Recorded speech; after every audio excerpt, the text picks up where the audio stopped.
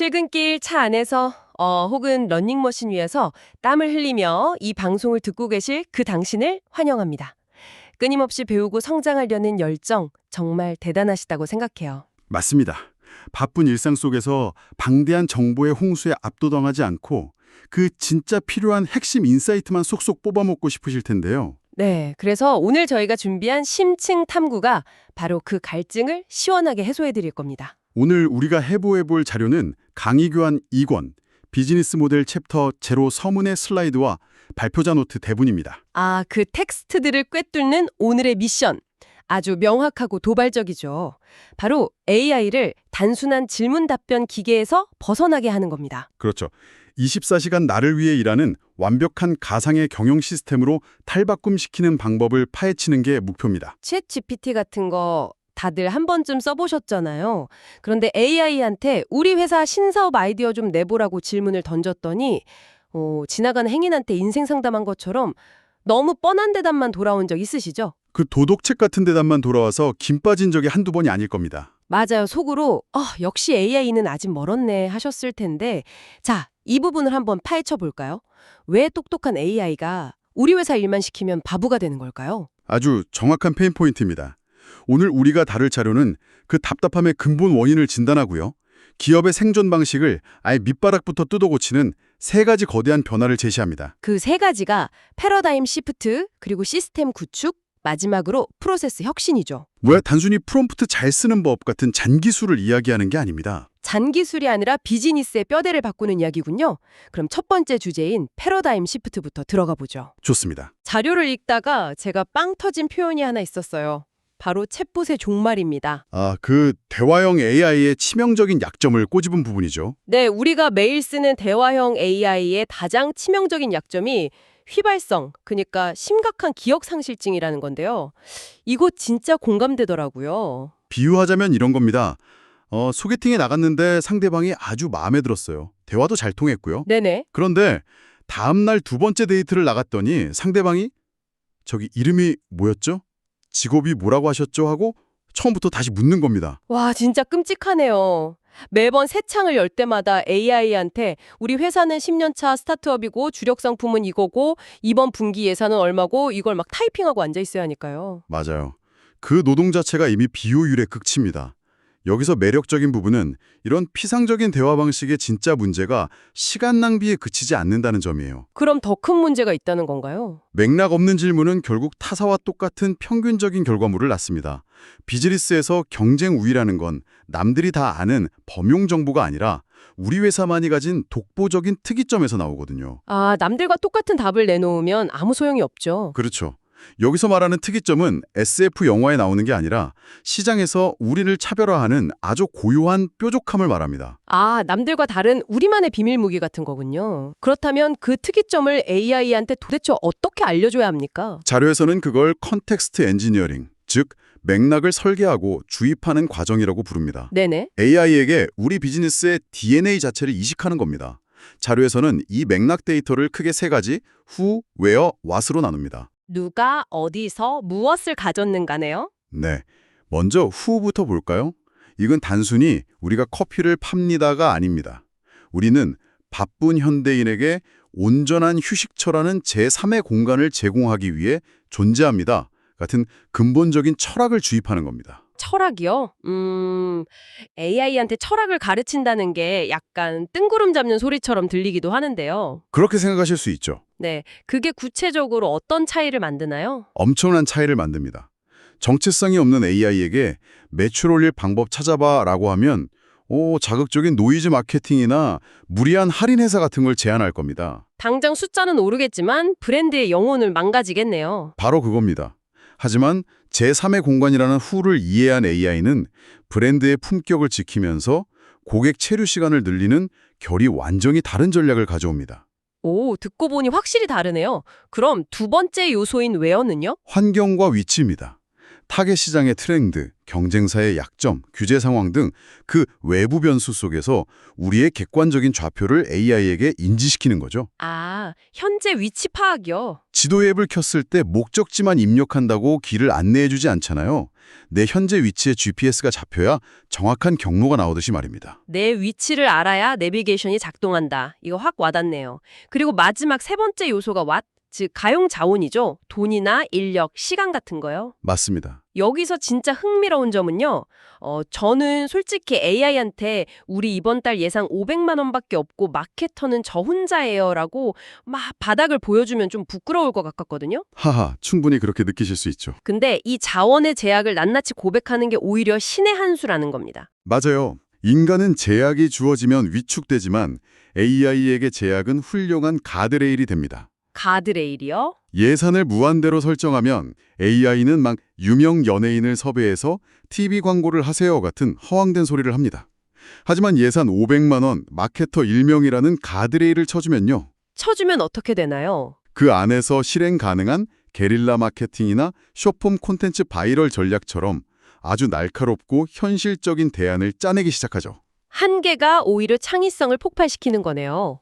이렇게 where, what이라는 맥락이 꽉 채워지면 AI는 더 이상 외부의 조언자가 아니라 완벽한 우리 회사 내부자가 됩니다. 네, 맞습니다. 저는 이 대목에서 AI가 생각의 파트너, 그중에서도 레드팀 역할을 한다는 게 정말 소름 돋았어요. 레드팀 역할이 이거 정말 중요하죠.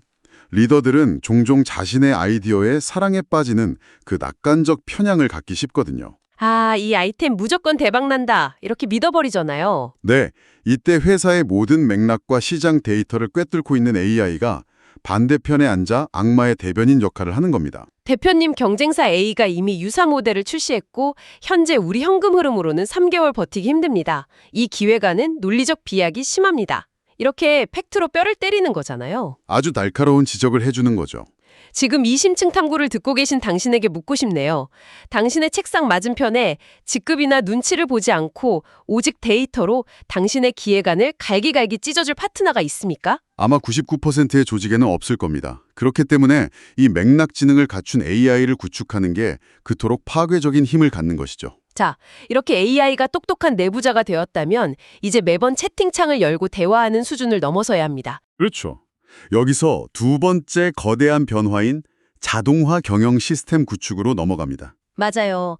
아무리 AI가 똑똑해졌어도 아침마다 출근해서 프롬프트를 막 수십 줄씩 타이핑해야 한다면 결국 그 타이핑을 하는 나라는 인간의 물리적 시간이 병목이 되잖아요. 네, 맞습니다. 이걸 어떻게 시스템화한다는 건가요? 이걸 더 큰 그림과 연결해 보면 리더의 역할이 완전히 격상된다는 것을 의미합니다. 지금까지의 리더는 본인이 엑셀 켜고 PPT 만들고 실무 디테일을 다 챙기는 슈퍼플레이어여야 했죠. 다재다능해야 했죠. 하지만 시스템이 구축되면 리더는 키보드에서 손을 떼야 합니다. 대신 거대한 AI 오케스트라를 지휘하는 감독이자 시스템을 소유한 오너의 자리로 올라가는 겁니다. 실무자에서 지휘자로의 진화. 멋진데요? 그럼 지휘봉을 잡고 어떤 도구들을 다뤄야 하는지 자료에 아주 구체적으로 나와 있었죠? 네, 세 가지 핵심 도구가 제시되어 있습니다. 첫 번째가 커스텀 AI입니다. 이건 저도 조금 써봤는데 단순히 챗GPT 하나를 쓰는 게 아니라 직무별로 가상의 에이전트를 만드는 거더라고요. 네, 예를 들어 사내 메신저에 재무분석가 김 과장, 카피라이터 이대리 같은 가상의 인공지능 요원들을 상설 부서처럼 세팅해 두는 겁니다. 와, 재미있네요. 각 요원에게는 고유한 역할과 지침이 이미 주입되어 있죠. 난관에 부딪히면 언제든 이 가상의 전문가들을 한 방에 불러 모아 심층 난상 토론을 벌일 수 있습니다. 혼자 일하는 1인 기업가라도 순식간에 어벤져스 팀을 꾸릴 수 있는 거네요. 맞습니다. 두 번째 도구는 지식 베이스와 프롬프트 라이브러리입니다. 아까 말한 기억상실증을 치료하는 완벽한 처방전이더군요. 네, 회사의 브랜드 가이드라인이나 역대 성공한 기획안 같은 마스터 파일을 AI의 장기 기억 저장소에 연동하는 겁니다. 그리고 여기서 아주 중요한 인사이트가 하나 더 있었죠. 네, 프롬프트, 즉 AI에게 내리는 질문이나 명령의 기술을 개인의 머릿속에 두지 말고 조직의 자산으로 만들려는 겁니다. 조직의 자산이요? 보통 프롬프트 잘 다루는 특정 직원 한 명에게 업무가 몰리거나 그 직원이 퇴사하면 조직의 AI 역량이 뚝 떨어지는 경우가 많거든요. 아, 맞아요. 김대리 지난번처럼 AI로 기획서 하나 뽑아봐 하다가 김대리가 이직하면 그 팀은 다시 엑셀 수작업으로 돌아가는 비극이 발생하잖아요. 정확합니다. 그래서 성과가 입증된 훌륭한 프롬프트를 템플릿화해서 라이브러리에 저장해 두는 겁니다. 아예 시스템에 박아두는 거군요. 그러면 신입사원이 들어와도 그 버튼 하나만 누르면 우리 회사 톤앤 매너에 맞게 세 가지 옵션으로 타겟 고객의 불만을 분석해줘 라는 고도화된 명령이 즉시 실행되죠. 업무 속도의 차원이 달라집니다. 프롬프트가 개인의 노하우가 아니라 회사의 자산이 된다. 이거 진짜 밑줄 착 그어야 할 대목이네요. 자, 세 번째 도구는 제가 보면서 와, 이거 진짜 미쳤다. 육성으로 감탄한 부분입니다. 어떤 부분이죠? 바로 노코드 데이터 분석이요. 아, 코딩의 장벽이 무너졌다는 걸 의미하는 대목이죠. 과거에는 방대한 고객 이탈 데이터나 매출 추이를 분석하려면 파이썬을 다룰 줄 아는 데이터 과학자나 엑셀 고수가 필요했습니다. 네, 그랬죠. 하지만 이제는 다릅니다. 그냥 복잡한 숫자가 꽉 찬 스프레드시트 파일을 AI 채팅창에 툭 던져놓고 우리가 평소에 말하는 자연어로 이렇게 치는 거죠. 야, 지난 분기에 30대 여성 고객들이 왜 갑자기 우리 서비스를 탈퇴했는지 분석해서 한눈에 보기 좋게 그래프로 그려줘. 진짜 대박이네요. 24시간 잠도 안 자고 휴가도 안 가는 천재 개인 데이터 과학자를 공짜로 얻는 것과 같습니다. 와, 이 세 가지 도구, 즉 커스텀 AI, 프롬프트 라이브러리, 노코드 데이터 분석이 톱니바퀴처럼 맞물려 돌아가기 시작하면요. 인간의 물리적 한계를 벗어난 무한 확장성을 가진 자동화 경영 시스템이 완성됩니다. 그럼 이게 다 무슨 의미일까요? 이렇게 무시무시한 시스템을 깔아뒀으니 당연히 일하는 방식, 즉 프로세스도 아예 달라져야겠죠? 네, 그렇습니다. 여기서 오늘 탐구의 하이라이트인 세 번째 변화, 프로세스 혁신이 등장합니다. 저는 자료에 나온 죽은 문서의 비극이라는 표현을 보고 진짜 혼자 물개박수를 쳤어요. 많은 직장인분들이 뼈저리게 공감하실 겁니다. 전통적인 기업들은 흔히 폭포수 모델로 일합니다. 위에서 아래로 물이 떨어지듯 1단계 시장 분석, 2단계 전략 수립, 3단계 실행이 순차적으로 이루어지죠. 맞아요. 연초에 기획팀이 회의실에 갇혀서 며칠 밤을 새우며 50페이지짜리 기가 막힌 마스터 플랜을 만듭니다. 임원진 앞에서 화려하게 PT하고 결제를 딱 받죠. 네, 화려하죠. 근데 그 뒤에 어떻게 됩니까? 회식 한번 하고 나면 그 아름다운 문서는 팀장님 컴퓨터 바탕화면 어딘가에 2026 사업계획서 최종 PDF라는 이름으로 영원히 잠듭니다. 아무도 안 봐요, 진짜. 그게 폭포수 모델의 치명적 결함입니다. 1단계 분석을 하는 동안 이미 시장 트렌드는 바뀌고요. 2단계 전략이 결제 라인을 통과할 때쯤이면 경쟁사가 선수를 칩니다. 아, 너무 느린 거네요. 결국 3단계의 영업 현장에서는 낡은 계획서를 쓰레기통에 던져버리고 영업사원의 개인적인 감에 의존해서 주먹구구식으로 싸우게 되는 악순환에 빠지는 거죠. 변화 속도가 빛의 속도인 지금 시대에는 거의 자살행위나 다름없네요. 그래서 이 정적이고 거대한 폭포수를 부수고 피가 쌩쌩하게 도는 살아있는 유기체로 프로세스를 바꿔야 한다는 건데요. 맞습니다. 그 대안으로 순환형 소용도의 모델, 이른바 루프가 등장합니다. 자료에서는 존 보이드의 우다 루프를 언급하던데 이거 좀 쉽게 설명해 주실 수 있나요? 네, 우다는 관찰, 방향 설정, 결정, 행동의 앞글자를 딴 건데요. 원래 전투기 조종사들의 공중전에서 유래한 개념입니다. 쉽게 말해 초고속 눈치 게임이라고 보시면 됩니다. 초고속 눈치 게임이요? 적이 미사일을 쏘려고 폼을 잡는 순간 나는 이미 회피 기동을 하고 뒤를 잡는 거죠. 과거의 비즈니스가 3개월 전 인쇄된 종이 지도를 보며 운전하는 것이었다면 우다루프는 실시간 교통 상황을 반영해 1분마다 경로를 바꿔주는 T맵 같은 내비게이션을 보며 달리는 겁니다. 와, 3개월 전 종이지도, 대실시간 내비게이션 확 와닿네요. 그만큼 빠르고 유연하다는 거죠. 실행 현장에서 고객이 눈살을 찌푸리면 그 데이터가 실시간으로 분석 단계로 피드백돼서 즉각 전략이 수정된다는 거잖아요. 오늘 아침 앱스토어에 UI가 불편하다는 악플이 3개 달렸으니 오후 2시까지 마케팅 메시지를 수정하고 저녁에 업데이트 배포에 이런 미친 속도전이 가능해지는 거군요. 정확합니다. 그래서 두꺼운 문서 대신 실시간으로 데이터가 꿈틀거리는 동적 대시보드를 지휘소로 삼아야 합니다. 자료에서는 이 역동적인 루프를 가동하기 위한 혁신적인 4단계 프로세스를 제시하는데요. 네, 어떤 단계들인가요? 첫 번째는 24시간 시장 감시입니다. AI 에이전트들을 풀어놓고 인터넷 바다를 순찰하게 하는 겁니다. 경쟁사 웹사이트의 가격 변동이나 소셜미디어의 트렌드 변화를 인간이 자는 동안에도 수집하죠. 그리고 두 번째 단계가 비즈니스 모델 실시간 갱신입니다. 감시망에 데이터가 걸려들면 정해진 사업 계획서를 고집하는 게 아니라 비즈니스 캔버스의 타겟이나 수익 구조를 AI가 스스로 진화시키며 재건축한다는 거죠. 네. 그리고 이 4단계 프로세스의 백미이자 핵심이 바로 세 번째 단계입니다. 와, 진짜 바로 가상환경 시뮬레이션 검증, 워게임입니다. 저는 진짜 여기서 머리를 한 대 맞은 것 같았어요. 어떤 점이 그렇게 놀라우셨나요? 우리가 보통 새로운 전략을 짜면 마케팅비 태우고 제품을 시장에 내놓잖아요. 그리고 망하면 이번엔 시장 조사가 좀 부족했네 하면서 수천만 원, 수억 원을 허공에 날립니다.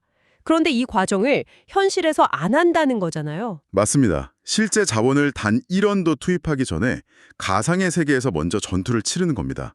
아까 우리가 구축한 AI 내부자 기억하시죠? 네, 완벽한 맥락을 갖춘 AI요. 그 AI에게 가상의 까다로운 고객 혹은 가장 위협적인 경쟁사의 페르소나를 부여합니다.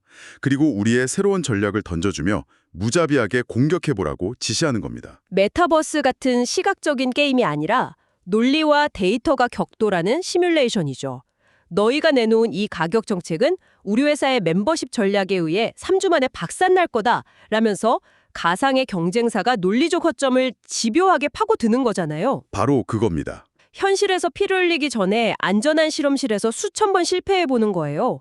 현실에서의 실패 확률을 0%에 가깝게 통제할 수 있다니 경영자 입장에선 정말 꿈 같은 이야기 아닌가요? 리스크 관리의 혁명이죠. 이 치열한 시뮬레이션을 통해 생존이 입증된 그야말로 단단하게 재련된 전략만이 마지막 네 번째 단계인 전략의 무마찰 확산 및 실행으로 넘어갑니다. 무마찰이라는 게 구체적으로 어떤 뜻인가요? 이미 검증이 끝났으니 보고서 만들고 회의할 필요가 없다는 겁니다. 클릭 한 번이면 전략 데이터가 곧바로 투자 제안서, 마케팅 실행 계획서로 조직 전반에 뿌려집니다. 기획과 실행 사이의 마찰 비용이 완전히 사라지는 완벽한 파이프라인이죠. 정말 숨가쁘게 달려왔네요. 오늘 우리는 AI가 우리 회사를 뼛속까지 이해하게 만드는 컨텍스트 엔지니어링부터 24시간 가동되는 자동화 시스템 구축, 그리고 끊임없이 순환하며 가상 시뮬레이션으로 실패를 지워버리는 프로세스 혁신까지 깊숙이 파헤쳐 보았습니다. 네, 맞습니다. 결국 이 자료가 말하고자 하는 궁극적인 목적지는 어디일까요? 비즈니스는 종이 위에서 완성되는 정적인 계획이 아니라는 겁니다. 외부의 충격, 시장의 변화를 두려워하는 것을 넘어서 오히려 그 충격을 양분 삼아 끊임없이 스스로 진화하고 더 강해지는 조직, 이른바 안티프레질한 유기체로 거듭나야 한다는 것. 안티프레질이요? 네, 그것이 AI라는 강력한 엔진을 장착해야 하는 진짜 이유입니다. 상처가 날수록 그 자리에 더 단단한 근육이 붙는 안티프레질. 오늘 탐구의 완벽한 요약이네요. 자, 이제 방송을 마무리할 시간인데요. 늘 그렇듯 당신의 뇌를 자극할 마지막 화두를 던져드려야겠죠? 네, 오늘 분석한 내용들은 아주 중요한 질문을 던집니다. 청취자분들, 특히 비즈니스를 이끌고 계신 분들이라면 한번 상상해 보십시오. 네네. 오늘 우리는 실패 확률을 없애기 위해 가상의 경쟁사를 만들어서 시뮬레이션을 돌린다고 했습니다. 그렇다면 반대로 지금 이 순간 당신의 가장 강력한 경쟁자 역시 완벽한 AI 시스템을 구축해놓고 가상의 세계에서 당신의 페르소나를 시뮬레이션하며 약점을 맹렬히 타격하고 있다면 어떨까요? 헉, 진짜 소름 돋네요. 내가 모르는 가상의 세계에서 나의 전략이 이미 해부당하고 카운터 펀치를 맞고 있을 수도 있다는 거잖아요. 맞습니다. 이 보이지 않는 거대한 AI 대리전, 무한 시뮬레이션의 전쟁터 속에서 살아남으려면 한 가지를 자문해 보셔야 합니다. 당신의 시스템은 상대방의 시뮬레이션을 역으로 예측하고 뛰어넘을 만큼 충분히 깊고 탄탄한 맥락을 확보하고 있습니까? 와, 오늘 퇴근길 발걸음이 무거워지면서도 당장 내일 출근해서 우리 회사 AI에게 어떤 DNA부터 심어줄지 가슴이 뛰기도 하네요. 그런 열정이 바로 비즈니스를 한 단계 끌어올리는 원동력이죠. 끊임없이 배우고 성장하는 당신, 오늘 던져진 이 도발적인 질문에 대해 꼭 스스로 답을 찾아보시길 바랍니다. 정답은 항상 다른 누구도 아닌 당신의 치열한 고민 속에 있으니까요. 오늘 깊은 탐구는 여기까지입니다. 다음에도 당신의 인사이트를 한 차원 높여줄 흥미진진한 심층 탐구로 돌아오겠습니다. 계속해서 파헤쳐 봅시다.